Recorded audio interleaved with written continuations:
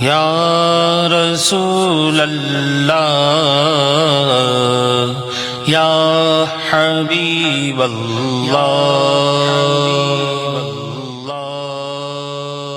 الحمد للہ رب العالمین والصلاة والسلام علی اشرف الانبیاء والمرسلین، اما بعد فاعوذ باللہ من الشیطان الرجیم۔ بسم اللہ الرحمن الرحیم۔ قال اللہ تعالی فی القرآن المجید: اقیموا الصلاۃ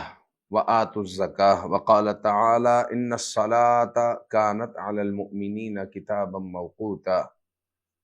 صدق اللہ مولانا العظیم۔ ناظرین محترم، میم ٹی وی کا پروگرام ہے آپ کے مسائل کا حل۔ اس میں آپ نماز سے متعلق گفتگو سماعت کر رہے ہیں۔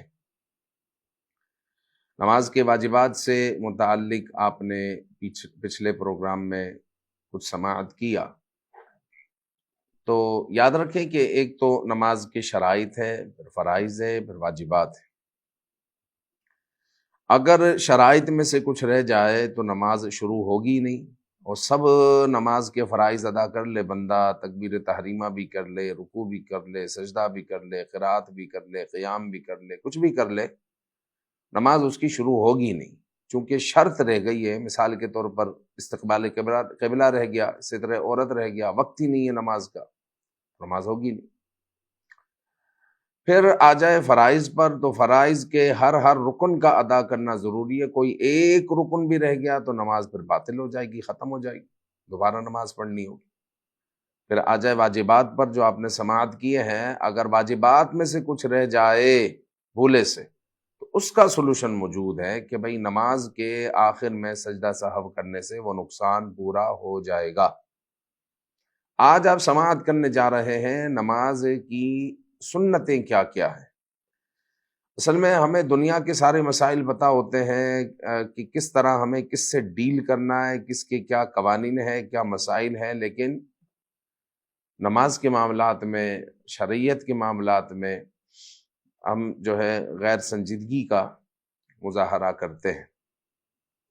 جیسے جو سنت ہے اس کو واجب بنا دیں گے، جو سنت ہے اس کو کوئی فرض بنا دے گا، کوئی فرض ہے تو اس کو سنت کر دے گا۔ کسی کا فرض اگر رہ گیا تو وہ کہے گا کہ سجدہ صاحب میں نے کر لیا تھا، اس کو پتہ ہی نہیں کہ فرض اگر چھوٹ گیا ہے تو سجدہ صاحب سے کام نہیں چلے گا۔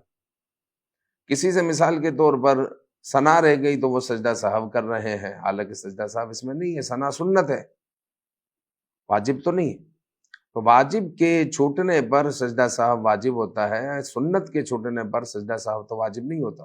وہ تو ایک نقصان ہے، جو ہو گیا نقصان، لیکن نماز آپ کی ہوگی۔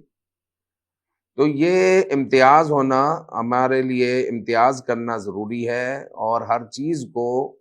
الگ الگ پہچاننا بھی ضروری ہے کہ یہ شرائط ہے، یہ فرائض ہے، یہ واجبات ہے، یہ سنن ہے،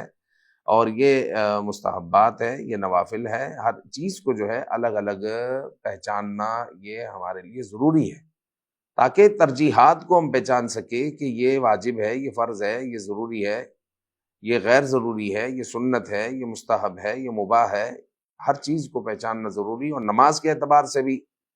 ہمیں پتہ ہونا چاہیے کہ یہ شرط ہے، یہ فرض ہے، یہ واجب ہے، یہ سنت ہے،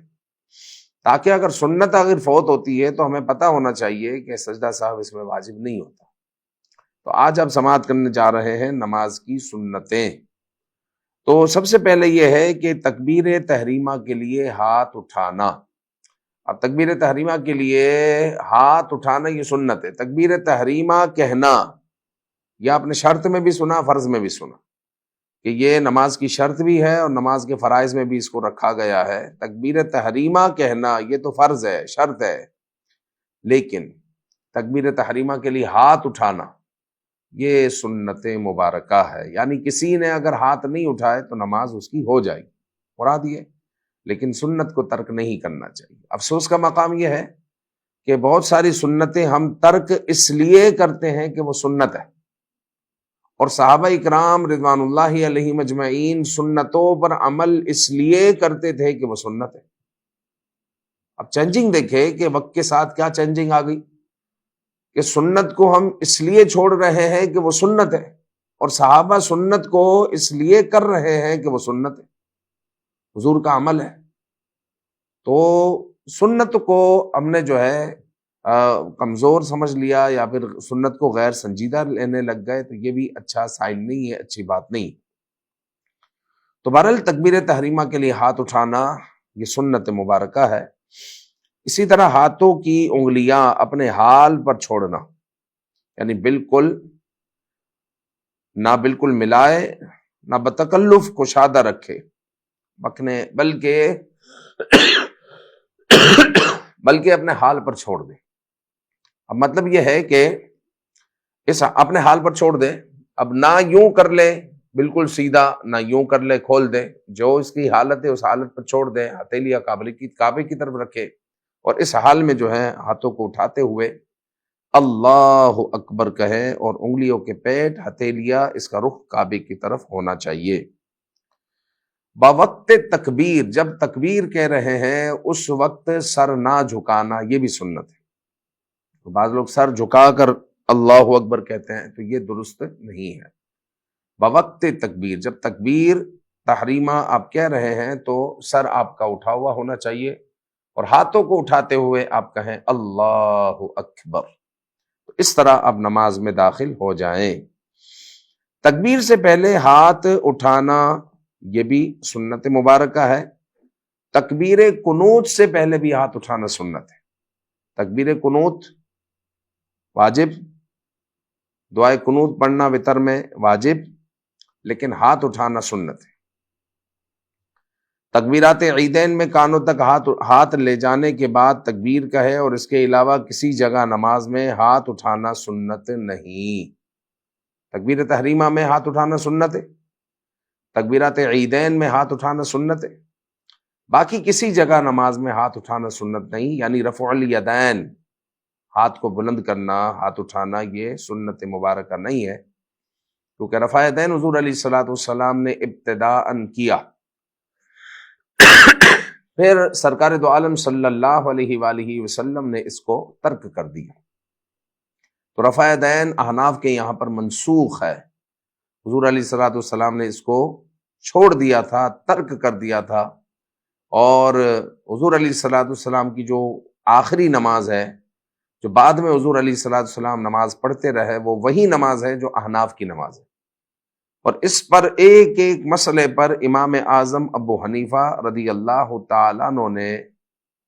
چھان پھٹک کی ہے، محنت کی ہے، ایک ایک مسئلے کو، ایک ایک رکن کو، حضور کے ایک ایک عمل کو حضرت امام اعظم ابو حنیفہ رضی اللہ تعالیٰ عنہ نے ثابت کیا۔ اور حضرت امام اعظم ابو حنیفہ کا زمانہ آقا کریم صلی اللہ علیہ وآلہ وسلم کے زمانے سے سب سے زیادہ قریب ہے۔ امام اعظم ابو حنیفہ نے صحابہ سے ملاقات کی ہے، بکثرت تابعین سے ملاقات کی ہے، اور ایک واسطے یا دو واسطے کے ساتھ حضور علیہ الصلوۃ والسلام کو سنا ہے، حضور علیہ الصلوۃ والسلام کی احادیث طیبہ کو پایا ہے، جو مضبوط ترین احادیث جو امام اعظم کو ملی، وہ امام بخاری کو بھی نہیں ملی، کسی کو بھی سیاستہ والوں کو نہیں ملی، وہ کسی امام کو نہیں ملی، امام احمد بن حنبل، امام مالک، امام شافعی، ان کو بھی نہیں ملی، جو مضبوط احادیث امام اعظم ابو حنیفہ کو ملی۔ ایک ایک حدیث پاک کو رکھ کر حضرت امام اعظم ابو حنیفہ نے چھان پھٹک کی، اور پھر نماز کے مسائل کو تشکیل دیا، نماز کو تشکیل دیا کہ حضور کی نماز یہ ہے۔ تو آقا کریم صلی اللہ علیہ وآلہ وسلم نے رفع یدین نہیں کیا۔ رفع یدین کب کیا؟ جب تکبیر تحریمہ کہیں گے اللہ اکبر کہنا سنت ہے، تکبیرات عیدین میں اللہ اکبر کہتے ہوئے ہاتھ اٹھانا سنت ہے، اور تکبیر قنوت میں، وتر میں جو دعائے قنوت پڑھتے ہیں، اس میں ہاتھ اٹھانا سنت ہے۔ باقی نماز میں کسی جگہ پر بھی ہاتھ نہیں اٹھائیں گے۔ عورت کے لیے سنت یہ ہے کہ مونڈھوں تک ہاتھ اٹھائے، یہ مونڈھے یہاں تک عورت ہاتھ اٹھائے گی، عورت کے لیے سنت یہی ہے کہ مونڈھوں تک وہ ہاتھ اٹھائے، مردوں کی طرح ہاتھوں کو بلند نہ کرے۔ کوئی شخص ایک ہی ہاتھ اٹھا سکتا ہے، ایک ہاتھ نہیں ہے اس کا، یا پھر ایک ہاتھ ٹوٹا ہوا ہے، پلسٹر لگا ہوا ہے، ہاتھ میں تکلیف ہے، وہ ایک ہاتھ اٹھا سکتا ہے، دوسرا ہاتھ نہیں اٹھا سکتا۔ ایک ہاتھ اٹھا سکتا ہے تو ایک ہی ہاتھ اٹھا لے، اس کی سنت ادا ہو جائے گی۔ تو وہ سنت کو ترک نہ کرے، اگر ایک ہی ہاتھ اٹھا سکتا ہے تو ایک ہی ہاتھ اٹھا لے۔ پھر امام بلند آواز سے اللہ اکبر کہے گا، سمیع اللہ لمن حمیدہ کہے گا، اور سلام کہنا جس قدر بلند آواز کی حاجت ہو، اور بلا حاجت بہت زیادہ بلند آواز کرنا مکروہ ہے، کہ امام جو ہے بہت زیادہ زور لگا رہے ہیں اور ساری جو ہے طاقت اس میں لگ رہی ہے، اس کی وجہ سے جو ہے خلل ہو رہا ہے نماز میں، تو جو جتنی آواز وہ نکال سکتے ہیں آہستگی سے، جتنی آواز نکال سکتے ہیں آسانی سے وہ آواز نکالیں، باقی بہت زور لگانا یہ مکروہ ہے۔ امام کو تکبیر تحریمہ اور تکبیرات انتقالات سب میں جہر مسنون ہے، تو امام کو چاہیے کہ اس میں جہر یعنی زور سے کہنا مسنون ہے۔ امام صاحب اللہ اکبر جو 2-4 صفحے ہیں وہ اس کی آواز سن لے، جہر کرے یعنی بلند آواز سے کہے، یہ اس کے لیے مسنون ہے۔ اگر امام کی تکبیر کی آواز تمام مقتدیوں کو نہیں پہنچتی تو بہتر ہے کہ کوئی مقتدی بھی بلند آواز سے تکبیر کہے، کہ نماز شروع ہونے اور انتقالات کا حال سب کو معلوم ہو جائے۔ اچھا، بلا ضرورت یہ مکروہ ہے، بدعت ہے۔ امام کی تکبیر اگر باہر پیچھے تک پہنچتی ہے لوگوں تک، تو پھر اس صورت میں جو ہے وہ تکبیر کہے اور لوگوں تک آواز پہنچ رہی ہے۔ اگر آواز نہیں پہنچ رہی تو بیچ میں کوئی مکبر بن جائے تاکہ لوگوں تک تکبیرات انتقالات پہنچ جائے اور لوگوں کو معلوم ہو جائے کہ امام صاحب اب رکوع میں ہیں، اب سجدے میں ہیں، اب سجدے سے کھڑے ہو چکے ہیں، اب سلام ہو گیا، یہ معلوم ہو جائے۔ لیکن بلا ضرورت مکروہ ہے کہ امام صاحب کی آواز آ رہی ہے یا مائک چل رہا ہے اور اگرچہ پیچھے 10,000 نمازی ہے، سب تک آواز پہنچ رہی ہے، اب بیچ میں کوئی مکبر بن جائے اور تکبیرات انتقالات کہنے لگے تو پھر یہ مکروہ ہے۔ جب امام کی آواز پہنچ رہی ہے تو پھر تکبیرات انتقالات کہنا، رکوع کی، سجدے کی، یہ تکبیرات کہنا یہ مکروہ ہے۔ تکبیرات انتقالات یہ تکبیر تحریمہ کے علاوہ جو تکبیرات ہیں کہ اللہ اکبر کہتے ہوئے آپ رکوع میں جاتے ہیں، سمیع اللہ لمن حمیدہ، پھر اللہ اکبر کہتے ہوئے سجدے میں، پھر اللہ اکبر کہتے ہوئے اٹھتے ہیں، یہ جو آپ منتقل ہو رہے ہیں نا، ایک رکن سے دوسرے رکن میں منتقل ہو رہے ہیں، تو اسی لیے اس کو کہتے ہیں تکبیرات انتقالات، کہ اس کے ذریعے آپ منتقل ہو رہے ہیں۔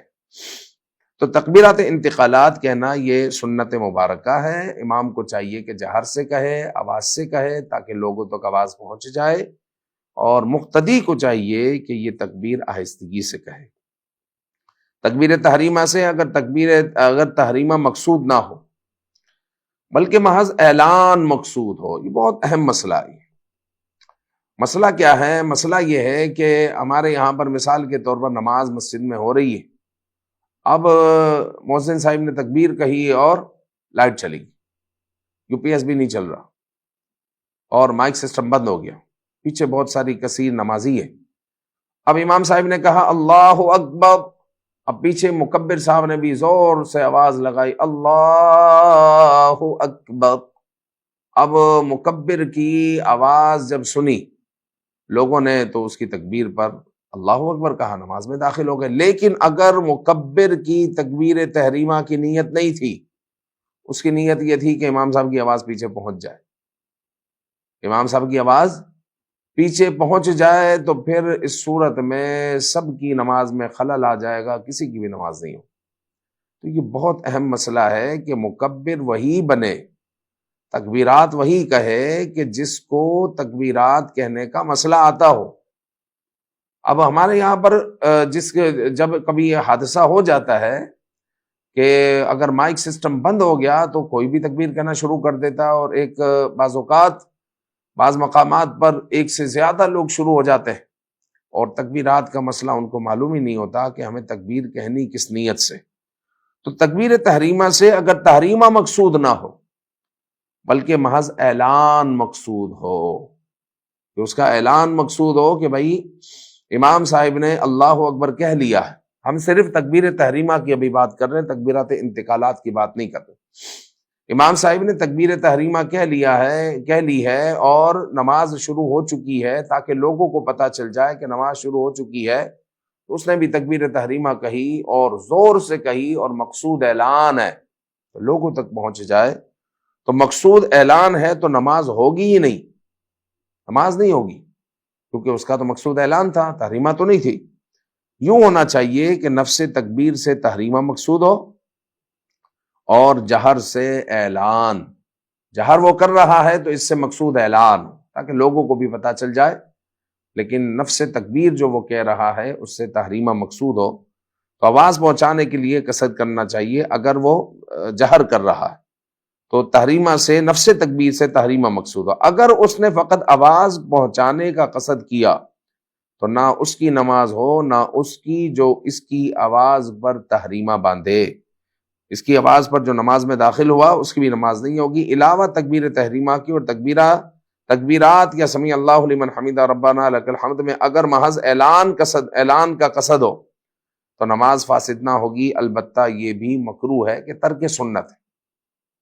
کہ مکبر کو چاہیے کہ وہ تکبیر تحریمہ کے علاوہ بھی وہ سمیع اللہ لمن حمیدہ ربنا لک الحمد تکبیرات انتقالات کہہ رہے ہیں، تو مکبر صاحب کو چاہیے کہ یہ بھی سنت کی نیت سے کہے، سنت کی نیت سے کہے، بغیر سنت کی نیت کے اگر اس نے یہ کہا تو یہ ترک سنت ہوگا، تو لیکن نماز ہو جائے گی۔ وہ جو مسئلہ تھا وہ تکبیر تحریمہ کا تھا کہ تکبیر تحریمہ میں ہی انہوں نے گڑبڑ کر دی، اور اعلان، اگر صرف اعلان مقصود ہے کہ لوگوں کو پتہ چل جائے کہ امام صاحب نماز میں داخل ہو چکے ہیں، تحریمہ مقصود نہ ہو، تو پھر اس صورت میں مسئلہ ہے کہ نماز اس کی ہوگی ہی نہیں۔ لہٰذا جو مکبر بننے والے ہیں، خاص طور پر مسجد کے مؤذنین ہیں، تو ان کو چاہیے کہ وہ تکبیر کہنے کے، مکبر بننے کے یہ جو تھوڑے مسائل ہیں وہ بھی ان کو پتہ ہونے چاہیے۔ مزید یہ ہے کہ ان کے علاوہ جو مسجد میں مکبر بنتے ہیں یا بن سکتے ہیں، تو ان کو بھی پتہ ہونا چاہیے کہ ہمیں کس نیت کے ساتھ تکبیر کہنی ہے،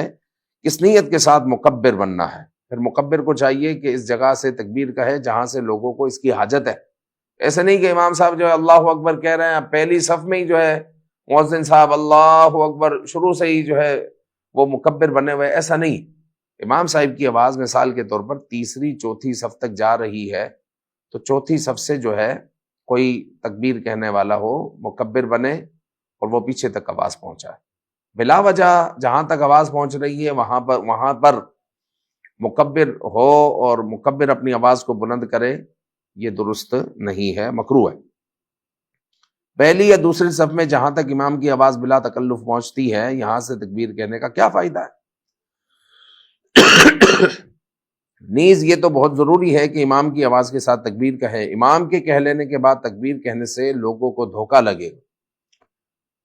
نیز یہ کہ اگر مکبر نے تکبیر میں مد کیا تو امام کے تکبیر کہہ لینے کے بعد اس کی تکبیر ختم ہونے کا انتظار نہ کرے، بلکہ تشہد وغیرہ پڑھنا شروع کر دے۔ اب امام صاحب نے تکبیر کہہ لی، اب جو ہے مکبر صاحب بھی تکبیر کہہ رہے ہیں، اب تکبیر میں جو ہے وہ اللہ اکبر، اب امام صاحب بیٹھے ہوئے ہیں تو یہ تو نہیں ہوگا، تو وہ تکبیر کہہ رہے ہیں، تو جو امام صاحب کی آواز سن چکے ہیں ان کو چاہیے کہ وہ تشہد پڑھنا شروع کر دیں، وہ رکے نہیں، وہ تشہد پڑھنا شروع کر دیں۔ پھر مزید یہ ہے کہ مقتدی و منفرد کو جہر کی حاجت نہیں، صرف اتنا ضروری ہے کہ خود سنیں۔ مطلب امام صاحب جو تکبیر کہہ رہے ہیں وہ تو سنت مبارکہ ہے، اب جو پیچھے مقتدی پڑھنے والے ہیں ان کو چاہیے کہ وہ آہستہ تکبیر کہے کہ خود سن لیں۔ بعد تکبیر فوراً ہاتھ باندھ لے، مرد ہاتھ باندھیں گے وہ ناف کے نیچے باندھیں گے، اور ناف کے نیچے کس طرح کے سیدھے ہاتھ کی ہتھیلی الٹے ہاتھ کی اس جگہ پر رکھ لیں، اور یہ جو چھنگلی انگلی ہے، چھوٹی انگلی ہے وہ، اور انگوٹھا یہ دائیں بائیں گھما دے اور 3 انگلیاں ایسے اوپر رکھ دے، اور یہ ہاتھ باندھنے کا مردوں کا طریقہ ہے۔ عورتوں کا طریقہ یہ ہے کہ سینے کے نیچے جو ہے وہ الٹا ہاتھ رکھے اور الٹی ہتھیلی رکھے، ہاتھ کی ہتھیلی رکھے اور اس کے اوپر جو ہے اپنا سیدھا ہاتھ رکھ دے، تو عورتیں جو ہے سینے پر ہاتھ باندھیں گی اور مرد ناف کے نیچے ہاتھ باندھیں گے۔ یہی جو ہے طریقہ ہے، یہی سنت مبارکہ ہے۔ اگر کوئی بیٹھے یا لیٹے نماز پڑھتا ہے کھڑے ہونے کی سکت نہیں ہے، شریعت اس کو اجازت دے رہی ہے کہ وہ بیٹھ کر یا لیٹ کر نماز پڑھتا ہے، تو پھر بھی اس کے لیے یہی حکم ہے کہ اسی طرح وہ ہاتھ باندھے گا۔ جس قیام میں ذکر مسنون ہو اس میں ہاتھ باندھنا سنت ہے، تو ثنا اور دعائے قنوت پڑھتے وقت اور جنازہ میں تکبیر تحریمہ کے بعد یہ کیا ہے کہ ہاتھ باندھنا سنت مبارک ہے۔ جہاں پر کچھ پڑھنا مقصود ہے وہاں پر ہاتھ باندھنا سنت ہے، اور جہاں پر کچھ نہیں پڑھنا تو وہاں پر ہم ہاتھ چھوڑ دیں گے۔ اب اس کی مثال آپ یوں لیں کہ نماز جنازہ میں آپ اللہ اکبر کہتے ہوئے نماز میں داخل ہو جاتے ہیں، پھر ثنا پڑھتے ہیں آپ کے ہاتھ بندھے ہوئے، پھر اللہ اکبر کہتے ہیں، درود پاک پڑھتے ہیں آپ کے ہاتھ بندھے ہوئے، پھر اللہ اکبر کہا جائے گا، پھر دعا ہوگی آپ کے ہاتھ بندھے ہوئے، پھر اللہ اکبر کہا جائے گا، چوتھی تکبیر۔ اب چوتھی تکبیر کے بعد کچھ نہیں پڑھنا، جب کچھ نہیں پڑھنا تو آپ ہاتھ چھوڑ دیں گے، پھر سلام کریں گے، السلام علیکم ورحمۃ اللہ، السلام علیکم ورحمۃ اللہ۔ عیدین کی تکبیرات میں آ جائے، آپ نے جو ہے اللہ اکبر کہا، ثنا پڑھی، آپ نے ہاتھ باندھے ہوئے، اب اللہ اکبر کہا جائے گا آپ ہاتھ چھوڑ دیں گے کیونکہ کچھ نہیں پڑھنا، پھر اللہ اکبر کہا جائے گا آپ ہاتھ چھوڑ دیں گے کیونکہ کچھ نہیں پڑھنا، پھر تیسری تکبیر کہی جائے گی اللہ اکبر، اب اللہ اکبر کہہ کر آپ ہاتھ باندھ لیں گے کیونکہ کچھ پڑھنا ہے، اب قرات ہوگی، اب پڑھنا ہے، تو جہاں کچھ پڑھنا ہوگا وہاں پر ہاتھ باندھ لیں گے قیام میں، اور جہاں پر کچھ نہیں پڑھنا وہاں پر ہاتھ چھوڑ دیں گے، یہی سنت مبارکہ ہے۔ تو یہ طریقہ ہوگا۔ پھر مزید یہ ہے کہ نماز میں ثنا پڑھنا یہ بھی سنت ہے، جب آپ اللہ اکبر، یہ تو تکبیر تحریمہ سے متعلق میں نے جو سنتیں تھی، تکبیرات انتقالات سے متعلق جو سنتیں تھی وہ میں نے آپ کے سامنے عرض کی ہے۔ ابھی آپ نے اللہ اکبر کہہ لیا، اب نماز میں آپ داخل ہو گئے، سب سے پہلے آپ پڑھتے ہیں ثنا، سبحانک اللہم و بحمدک۔ اب یہ سنت مبارکہ ہے، اگر کسی کی یہ رہ جائے، بھول سے رہ جائے، قرات اس نے شروع کر دی تو اب ثنا کی طرف تو نہیں آ سکتا، وہ قرات وہ کرے، اس کی نماز ہو جائے گی، کوئی سجدہ سہو کی ضرورت نہیں ہے، کیونکہ ثنا پڑھنا یہ سنت ہے۔ ثنا سنت ہے، پھر تعوذ اعوذ باللہ من الشیطان الرجیم سنت، پھر تسمیہ بسم اللہ الرحمن الرحیم یہ بھی سنت۔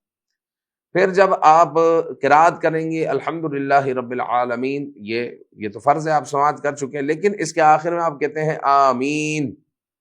اور یہ بھی آہستگی سے کہیں گے، ایسا نہ ہو کہ ہال گونج اٹھے یا پھر آپ کمرے میں پڑھ رہے ہیں تو پورا کمرہ گونج اٹھے، ایسا نہیں،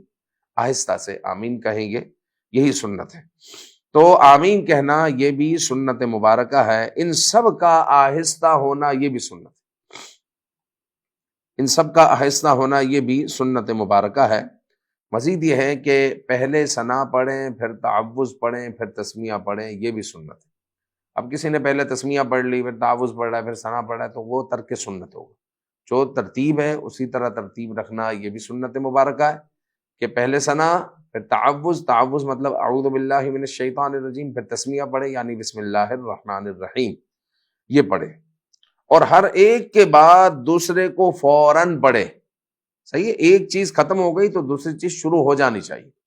فوراً پڑھے، وقفہ نہ کرے۔ تحریمہ کے بعد آپ نے اللہ اکبر کہہ لیا، یہ تحریمہ ہے، جب اللہ اکبر کہہ کر آپ نماز میں داخل ہو گئے تو یہ تکبیر تحریمہ۔ تحریمہ کے بعد فوراً ثنا پڑھے، اور ثنا میں وجل ثناؤک، غیر جنازہ میں نہ پڑھے، کیونکہ جنازے میں جو ثنا پڑھتے ہیں وہ ثنا، یہ نماز والی بھی ثنا ہے، یہ بھی پڑھ سکتے ہیں، اور نماز جنازہ میں ایک ثنا پڑھتے ہیں، اس میں وجل ثناؤک ولا الہ غیرک، یہ لفظ کا اضافہ کرتے ہیں، تو یہ بھی نماز جنازہ میں پڑھ سکتے ہیں، اور یہ پڑھنی چاہیے، لیکن اگر کوئی نماز والی ثنا پڑھتا ہے تو بھی درست ہے۔ تو یہ سنت ہے کہ نماز میں جو ثنا پڑھی جائے اس میں وجل ثناؤک نہ پڑھے، یہ نماز جنازہ میں پڑھے۔ مزید یہ ہے کہ امام نے بالجہر قرات شروع کر دی تو مقتدی اب ثنا نہ پڑھے، اب امام صاحب کی قرات شروع ہو گئی، پتہ چل گیا امام صاحب قرات کر رہے ہیں، تو اب مقتدی ثنا نہیں پڑے گا، یا کسی بھی طرح پتہ چل گیا، جیسے وضو کر کر جو ہے وہ وضو خانے سے 15 قدم چل کر جو ہے صف میں پہنچیں گے، اور امام صاحب وہیں پر جب وہ کھڑے ہوئے تھے امام صاحب نے اللہ اکبر کہہ لیا تھا، تو اب انہوں نے اندازہ کر لیا کہ امام صاحب نے 100%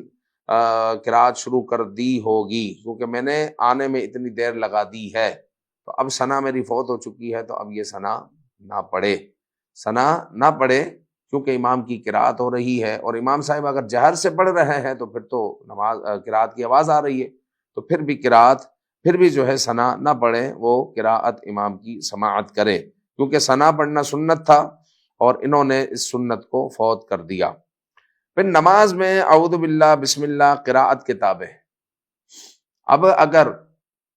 آپ پر قراءت ہے تو آپ پر تعوذ یعنی اعوذ باللہ اور تسمیہ یعنی بسم اللہ پڑھنا یہ سنت ہے، اور اگر آپ پر قراءت نہیں تو آپ کے لیے یہ سنت بھی نہیں۔ اب امام کے پیچھے آپ نماز پڑھ رہے ہیں